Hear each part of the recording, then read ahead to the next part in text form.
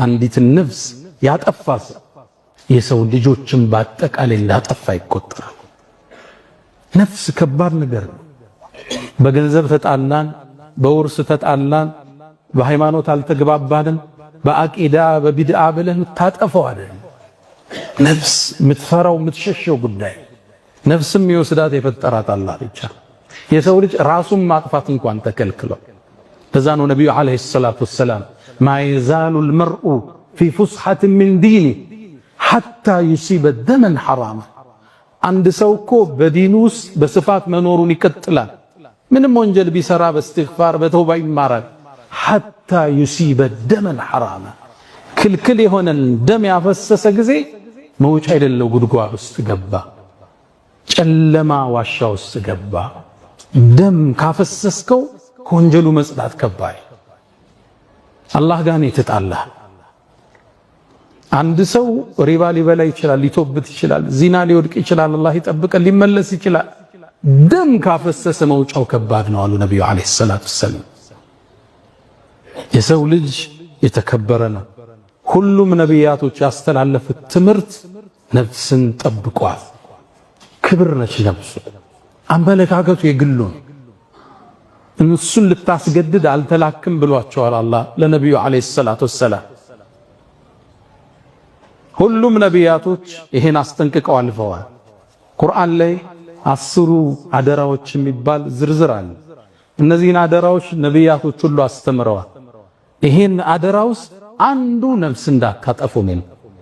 ቁል በላቸው አንተ መሐመድ ተዓለው አትሉ ዐለይኩም ማ ሐረመ ዐለይኩም ረብኩም፣ የእናንተ ጌታ በእናንተ ላይ ክልክል ያደረገውን ልንገራችሁ ኑ በላችሁ። የመጀመሪያ በሱ ሌላን ላታጋለውበት፣ ሽርክ ላትሰሩ፣ የሞተን ላትለምኑ፣ ጠንቋይ ቤት ላትሄዱ፣ የሞተን ሰው ድረሱልኝ ላትሉ፣ ሽርክያት የምንለው አላህ ከሱ ልትርቁ። ዝርዝሩን ዘረዘረና አላህ አስከትሎ ወላ ተቅቱሉ ነፍሰ ለቲ ሐረመ አላሁ ኢላ ብልሐቅ፣ በእውነት በተገቢ ቢሆን እንጂ ነፍስን ላታጠፉ። ክልክል ነው ነፍስን ማጥፋት።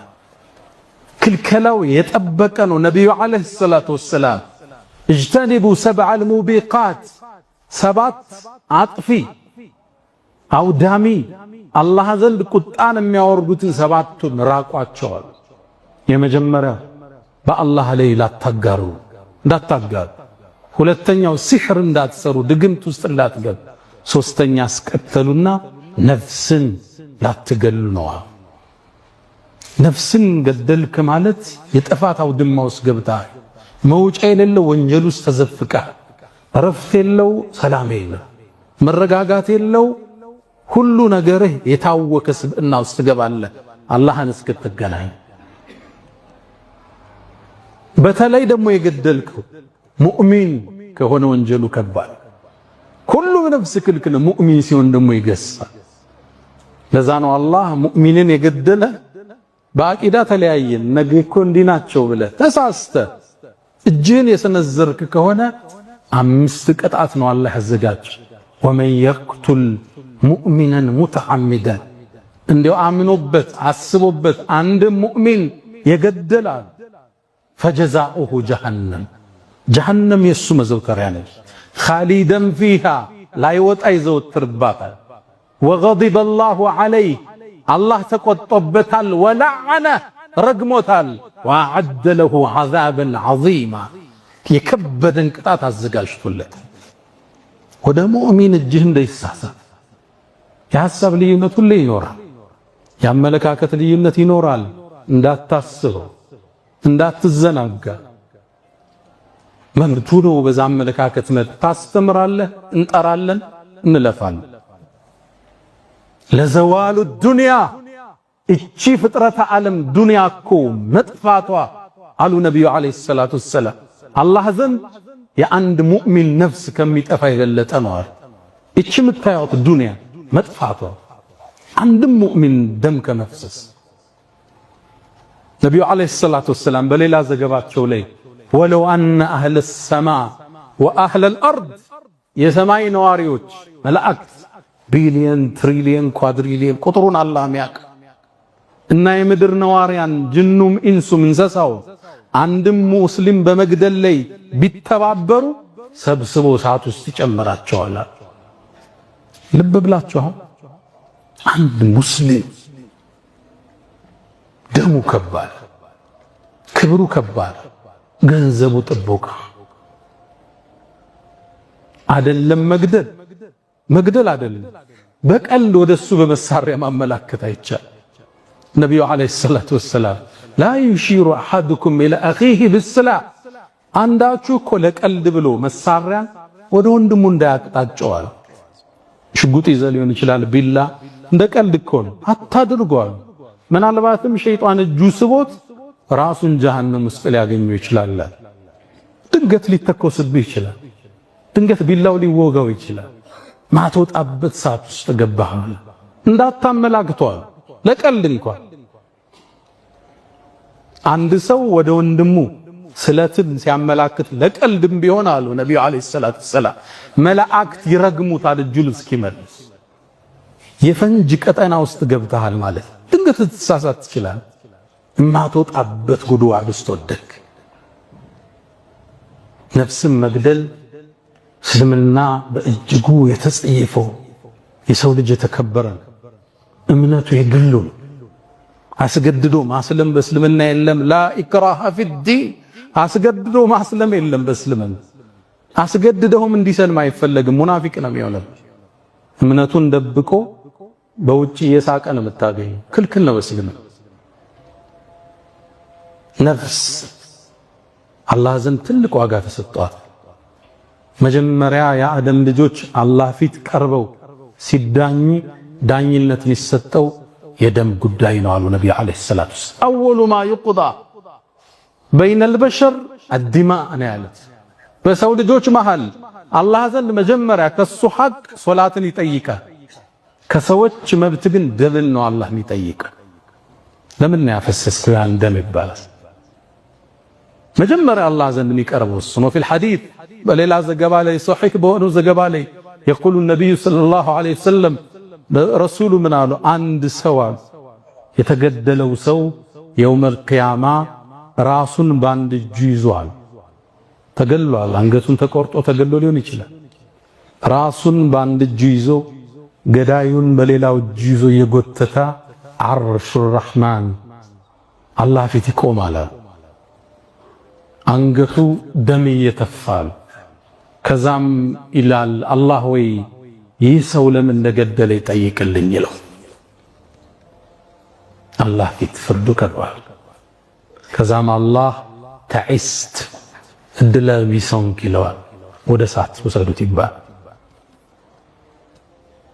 ደምን ስታፈሰው የግድ መሳሪያ ስላንቀሳቀስክ አይደለም። በጻፍከው ጽሑፍ፣ ፌስቡክ ላይ በለቀቅከው፣ ማህበረሰቡ ዘንድ በዘራሁ ወሬ ህዝብ ተነሳስቶ ለልቂት ውስጥ ገባ ማለት ደም ውስጥ ተሳትፈሃል። የአላህ ፍርድ ከባድ ነው። አንድን ሰው በመግደል ላይ የተሳተፈ ሰው ግንባሩ ላይ የውመል ቂያማ እድለ ቢሱ ተብሎ ተጽፎበት ወደ አላህ ፊት ይቀርባል። እጃችሁን ከደም ጠብቁት። አላህ ሁላችን ይጠብቅ። አይደለም የሰው ደም እስልምና ራስን መግደል ከልክሏል። ወላ ተቅቱሉ አንፉሰኩም ኢነላሃ ቢኩም ረሒማ።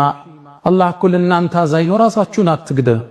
አንዳንድ ወንድሞች አንዳንዱ ሰው ራሱን እያጠፋ ነው ኡስታዝ መልእክት ስጥ ያሉኛል።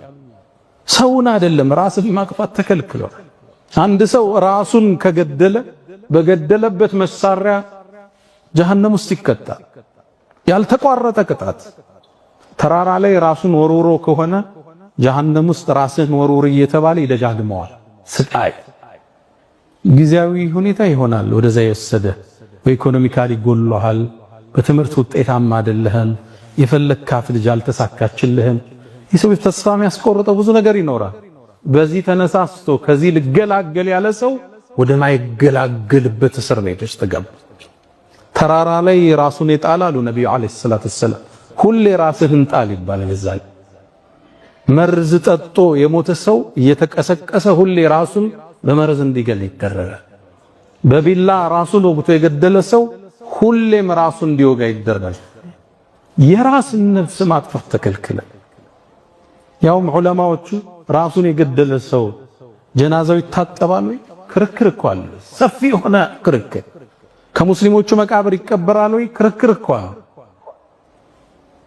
ነፍስን አላህ እንጂ ባሪያው መውሰድ አይችልም።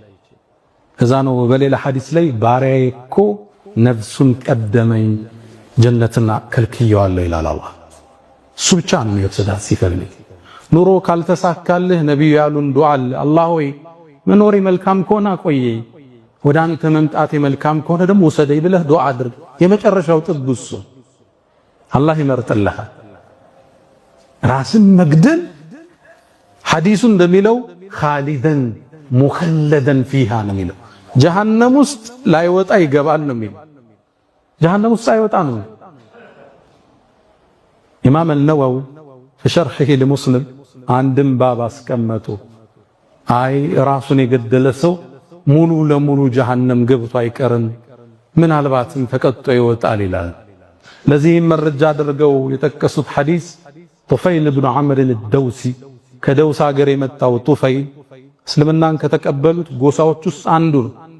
ነቢዩን ዓለይሂ ሰላቱ ወሰላም መካ ላይ ያሉ የአላህ መልእክተኛ መካ ለእርሶ የተመቸች ሀገር አይደለችም፣ ወደ ደውስ ይምጡና ጥበቃ እናርግላቸው አላቸው።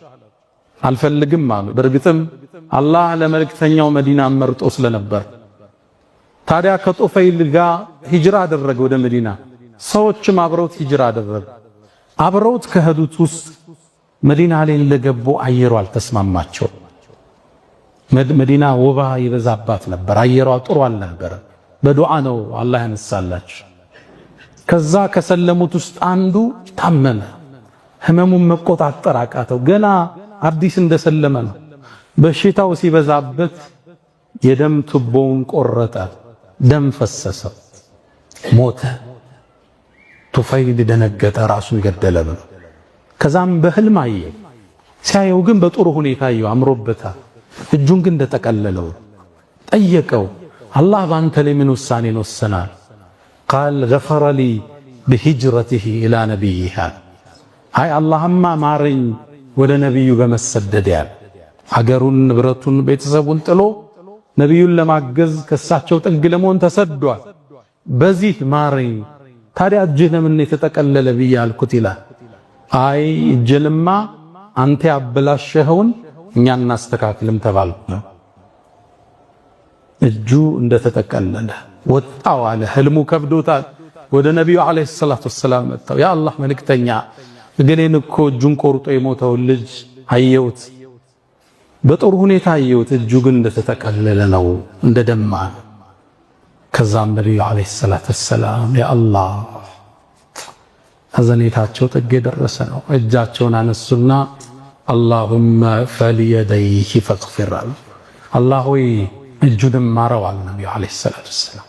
ራሱን የገደለ ሰው ቅጣቱ የበረታ ነው። አይደለም ሌላም መግደል ሰው አይደለም እንስሳ ክልክል ነው በእስልምና።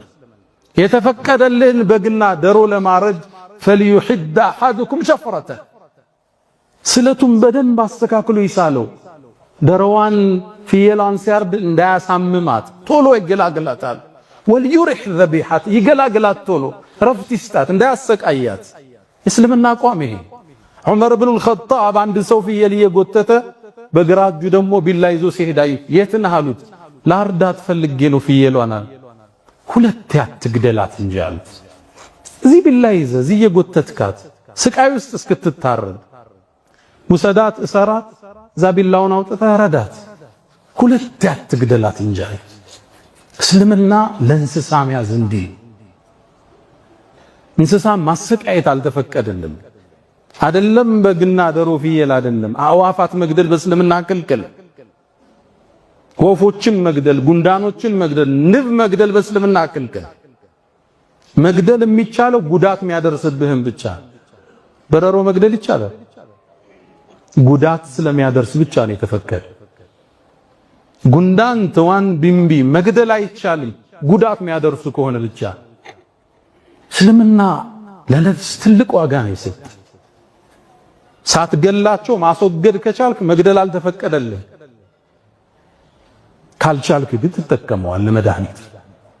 ሐታ አቃጥለ መግደል እንኳን አይቻልም በእስልምና።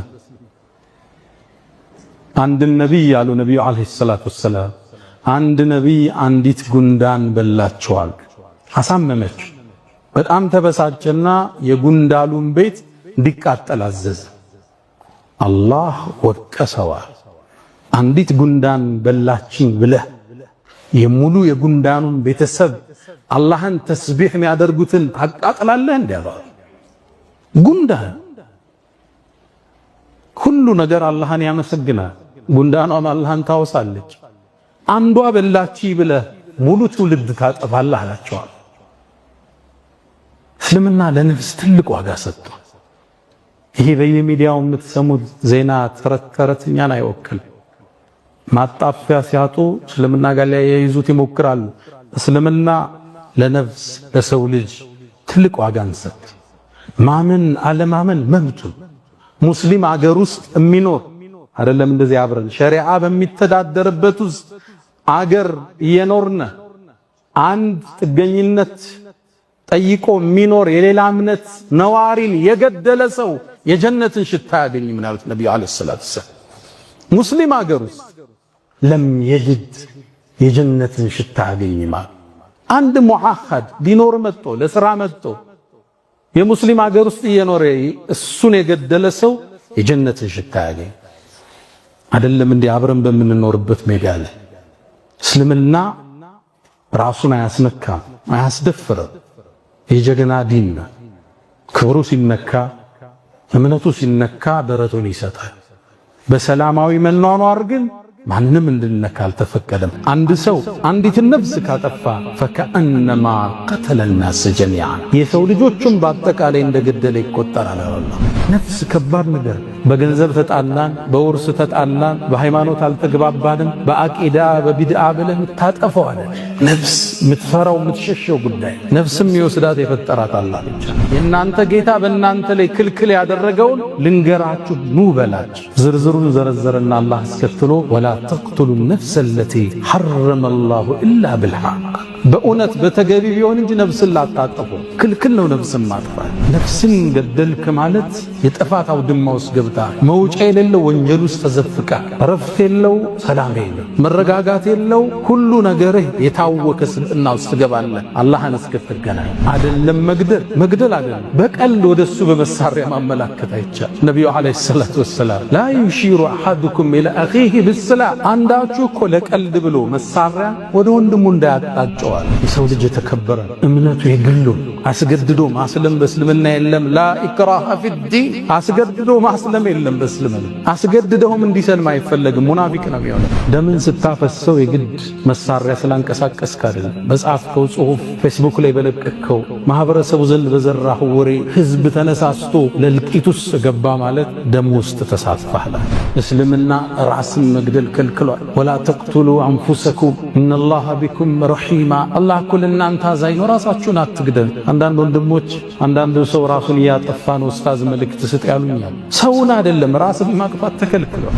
ሌላም መግደል ሰው አይደለም እንስሳ ክልክል ነው በእስልምና። የተፈቀደልን በግና ደሮ ለማረድ ፈልዩሂድ አሐዱኩም ሸፍረተ ስለቱን በደንብ አስተካክሎ ይሳለው። ደሮዋን ፍየሏን ሲያርድ እንዳያሳምማት ቶሎ ይገላግላታል። ወልዩሪህ ዘቢሐት ይገላግላት ቶሎ ረፍት ይስጣት እንዳያሰቃያት። እስልምና ቋሚ ዑመር ብን አልኸጣብ አንድ ሰው ፍየል እየጎተተ በግራ እጁ ደግሞ ቢላ ይዞ ሲሄድ አዩ። የት ነህ አሉት። ላርዳት ፈልጌ ነው ፍየሏን አሉ። ሁለት አትግደላት እንጂ አሉት። እዚህ ቢላ ይዘህ እዚህ እየጎተትካት ስቃይ ውስጥ እስክትታረም ውሰዳት እሰራ እዛ ቢላውን አውጥተህ ረዳት። ሁለት አትግደላት እንጂ እስልምና ለእንስሳም ያዝ እንዲ እንስሳ ማሰቃየት አልተፈቀደልም። አይደለም በግና ደሮ ፍየል አይደለም አዋፋት መግደል በእስልምና ክልክል። ወፎችን መግደል፣ ጉንዳኖችን መግደል፣ ንብ መግደል በእስልምና ክልክል። መግደል የሚቻለው ጉዳት የሚያደርስብህም ብቻ አይደለም። እንደዚህ አብረን ሸሪዓ በሚተዳደርበት ውስጥ አገር እየኖርነ አንድ ጥገኝነት ጠይቆ የሚኖር የሌላ እምነት ነዋሪን የገደለ ሰው የጀነትን ሽታ ያገኝ ምናሉት ነብዩ አለይሂ ሰላቱ ወሰለም። ሙስሊም አገር ውስጥ አንዳንዱ ሞኝ ነው ገድዬ ነው ማረፍ ይላል። ገሎ ማረፍ አለን። በቃ እኮ ጨለማው ጉድጓድ ውስጥ ገባ። መውጫ የሌለው ስቃይ መንግስት አይድረስብህ፣ ህዝብ አይድረስብህ፣ ውስጥ ሰላም የለው፣ ሪዝቅህ የጠበበ ትዳርህ የታወከ ጽዋህ የጎደለ መረጋጋት የጎደለ የሚያሳድህ የሰው ደም አለ። ሰው ስላየ መንግሥት ስላየ አይደለም። ገድየህ ልረፍ የሚባል ወደ ማታረፍበት እስር ቤት ውስጥ ወድቀህ በየሚዲያው ላይ የምንሰማው ተረት ተረት አሉባልታ እስልምናን አይወክል። እስልምና ለሰው ልጅ ነፍስ ክብርን ጭሯል። የእዝነት ሃይማኖት አድርጎታል። እነዛ መሳሪያ የታጠቁት የእምነት ምልክትን ይዘው የሚፋለሙት ገዳይ ሳይባሉ እጁን የሰበሰበው ሙስሊም የደሙ ተጠያቂ ለማድረግ ሲቧጥሩ ስናይ እውነት እንዳልሆነ ይታወቅ። መሻይኾቻችን ይሄን ሙስሊም የቀረጹት ሰውን እንዲያከብር አድርገው፣ ከነሱም በኋላ የመጡት ዑለማዎች ኡስታዞች ትውልድን የቀረጹት ደንበር እንዳያልፍ ነው፣ ጎረቤት እንዲያከብር። ለዛ ነው በሰላም እየኖርን ያለ። ለምንድነው ኢትዮጵያ ውስጥ ሌላ ሀገር ያለ ጀማ ኢትዮጵያ ውስጥ ማይፈጠር? ቦኮ ሐራም ለምን አይገባ? ሌላ ጀማ ለምን አይገባ? እንዲህ አይደለም የታነጸው ይሄ ትውልድ። ለእንደዚህ አይነት ነገር እንደይመች ተደርጎ አያቶቻችን ቀርጸውታል። አልሐምዱሊላህ ቀውለን፣ አልሐምዱሊላህ ፊዕለን፣ አልሐምዱሊላህ ሰብረን፣ አልሐምዱሊላህ ሽክረን፣ አልሐምዱሊላህ ረضን። አልሐምዱሊላህ الذي يقول لشيء كن فيكون وبرحمته نجى موسى وقومه من فرعون. الحمد لله كان نعم المجيب لنوح لما دعاه وبرحمته كشف الدر عن يونس إذ ناداه. الحمد لله سبقت رحمته غضبه وهو الرحيم الغفار. اللهم أنت أحق من عبد وأحق من ذكر وأرأف من ملك وأجود من سئل وأوسع من أعطى. أنت الملك لا شريك لك والفرد الذي لا ند لك. لن تطاع إلا بإذنك ولن تؤصى إلا بعلمك. تطاع فتشكر وتعصى فتغفر. أقرب شهيد وأذنى حفيظ. وأخذت بالنواصي وكتبت الآثار ونسخت الآجال والقلوب لك مفضية والسر عندك علانية. الحلال ما أحللت والحرام ما حرمت والدين ما شرعت والخلق خلقك والعبيد عبيدك وأنت الله الرؤوف الرحمن. ناداك قلبي خاشعا ولساني يا عالما بالسر والإعلان. فرج كروب المسلمين جميعهم واحفظ علينا نعمة الإيمان. يا من إذا وقف العبيد ببابه ستر القبيح وجاد بالغفران. تعفو الملوك عن النزيل بحيهم كيف النزيل بساحة الرحمن. أشهد أن لا إله إلا الله وحده لا شريك له له الملك وله الحمد وهو على كل شيء قدير. على العرش استوى عز وارتفع. له ما في السماوات وما في الأرض وما بينهما وما تحت الثرى. وإن تجهر بالقول فإنه يعلم السر وأخفى والله على كل شيء شهيد. وأشهد أن سيدنا وإمامنا وقرة أعيننا محمدا عبد الله ورسوله وخيرته من خلقه وآمينه على وحيه. بعثه الله بين يدي الساعة بشيرا ونذيرا وداعيا إليه بإذنه وسراجا منيرا. فتح الله به أعينا عميا وآذانا سما وقلوبا غلفا. وتركنا على المحجة البيضاء ليلها كنهارها لا يزيغ عنها إلا هالك. فصلوات الله وتسليماته عليه ما اتصلت عين بنظر ووعت أذن بخبر وسلم تسليما كثيرا. اللهم جازيه خير ما جازيت نبيا عن أمته. إن الصلاة على النبي وآله يشد بها من شأن يتعطرا. صلوا على خير البلية تغنموا 10 يصليها الملك الأعظم. من زادها ربي يفرج همه والذنب يعفى والنفوس منعم. بأبي أنت وأمي يا خير الورى فصلاة ربي والسلام معطرا. عباد الله أوصي نفسي وإياكم بتقوى الله. ولقد قال تعالى ولقد وصينا الذين أوتوا الكتاب من قبلكم وإياكم أن اتقوا الله.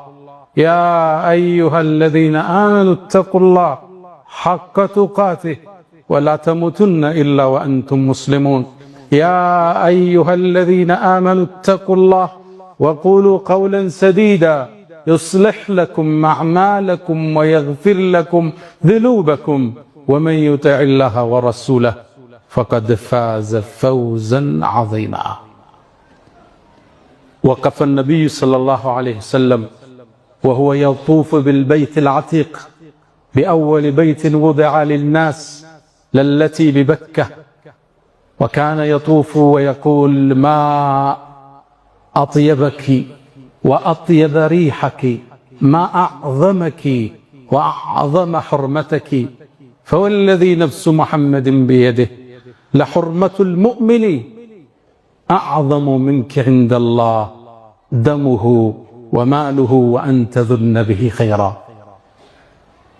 ውድ ምእመናን በዛሬ ቆይታችን ላይ እስልምና ለሰው ልጅ የሰጠውን ክብር እናወሳለን። ዛሬ ባለንበት ዘመን የተከበረው የሰው ልጅ የአላህ የምድር ምትክ አምባሳደር እንዲሁ ላግጣና ጨዋታ ሕይወቱ ሲሆን ክብሩ ሲነፈግ ለተራ ምድራዊ ጥቅም አሊያም ለተራ የፖለቲካ አጀንዳ ነፍሱ ደሙ ሲፈስ ስናይ እስልምናችንን ተመልሰን እንድናይ ግዴታ ይለናል።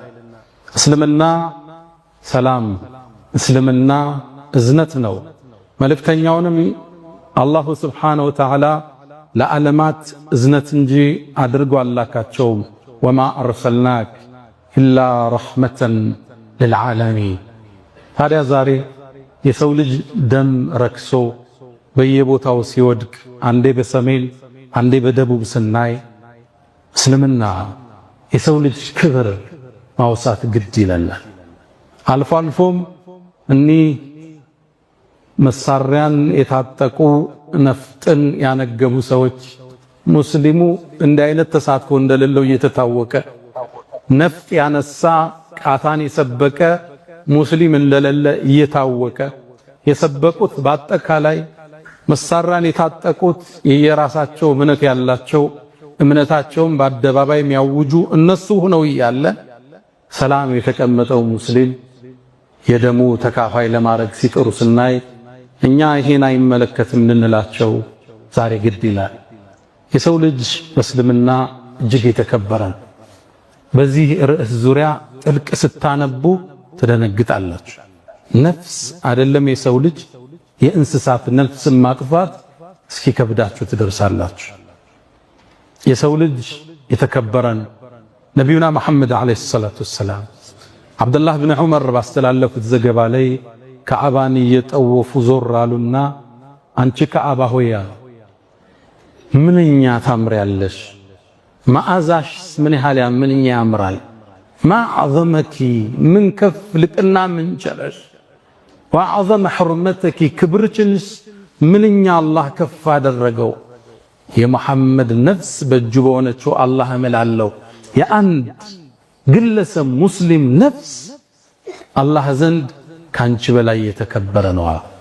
ደሙ፣ ገንዘቡ መልካም ልትጠረጠረበት። የሰው ልጅ ነፍስ ከካዕባ በላይ፣ ካዕባን ከማፍረስ በላይ፣ ምድርን ከማፍረስ በላይ። ካዕባ መላእክት የገነቡት የመጀመሪያ አላህ ቤት ነው። ቂብላ የተደረገ ነው። ከዛም በኋላ ኢብራሂምና ልጃቸው ገንብተውታል። ከዛ ቤት የበለጠ ክብር አንድ የሰው ልጅ አለው። የሰው ልጅ ትልቅን ክብር የተቸረው ነፍሱ እንዳትገደል ትልቅ ዋስትና የሰጠ ድን ቢኖር እስልምና ብቻ። እንደምታውቁት በሰው ልጅ የህይወት ጅማሮ ላይ መጀመሪያ የተፈጠረው ወንጀል ነፍስን ማጥፋት ነው። ከአደም ልጆች ውስጥ ሀቢልና ካቢል የሚባሉ አሉ። ወንድሙን ካላጠቃው ብሎ ተነሳ። መሃላቸው ላይ በተፈጠረ አለመግባባት ካቢል ሀቢልን ገደል። ካቢል ቃቲል ብላችሁ ያዙት፣ ቃፍና ቃፍ ገደለው። ፈጠወዐት ነፍሱሁ ቀትለ አኺህ ፈቀተለ ኢላላ ነፍሱም ወንድሙን መግደል ገር አድርጋ አሳየችውና ገደለው ይላል አላህ። ፈአስበሐ ሚነል ኻሲሪን ከሳሪ ሲሆን አነጋ ይላል አላህ። ከሱ በኋላ ለሚጠፋ ነፍስ ሁሉ ቃቢል ድርሻ ይወስዳል። ዓለም ላይ ከሱ ግድያ በኋላ ለሚገደል ነፍስ ድርሻ ቃቢል ይወስዳል። እስልምና የዚህን ያህል ነው ያደመቀው። በከባዱ ነው የተናገረው። ወንድሙን ገደለውና ከሳሪ ሲሆን አነጋለ። የሰው ደም ያለበት ሰው ውስጡ የተረጋጋ አይደለም። ደም ያፈሰሰ ሰው ስክነትን ይነፈጋል፣ ጽዋው ይጎላል፣ ሕይወቱ ስንክሳር የበዛበት ሌሊት ረፍት የለው፣ ቀን መረጋጋት የለው። የሰው ደም ከነቅላቱ ከነውፍረቱ አስፈሪ እንዲሆን አላህ ፈልገው። ከዚህም የተነሳ አላህ ሚን አጅሊ ዛሊክ በዚህም የተነሳ በእስራኤል ልጆች ላይ ደነገገና አንድ ሰው አንዲትን ነፍስ ካጠፋ ፈከአነማ ቀተለ الناس ጀሚዓን የሰው ልጆችን በአጠቃላይ እንደገደለ ይቆጠራል አላህ። ይሄ ከነቢዩላህ አደም ጀምሮ እስከ መጨረሻው ትውልድ የተደነገገ ተመሳሳይ ሕግ ነው። ነፍስ በሁሉም መስመሮች ክልክል ተደርገዋል። የሰው ልጅ ነፍሱ የተከበረ ነው። ማመን አለማመን የግል መብቱ ነው። አላህ ይተሳሰበዋል። በዚህም የተነሳ እኛም ደነገግን